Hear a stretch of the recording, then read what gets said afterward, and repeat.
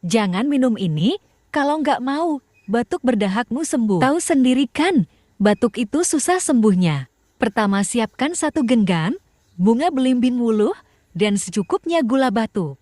Lalu masak dengan 1 gelas air. Jika mendidih, masukkan bunga belimbing wuluh dan gula batu. Setelah 15 menit, lalu saring airnya. Minum selagi hangat, boleh juga ditaruh kulkas biar dingin. Anak-anak pasti suka karena rasanya manis. Silahkan mencoba.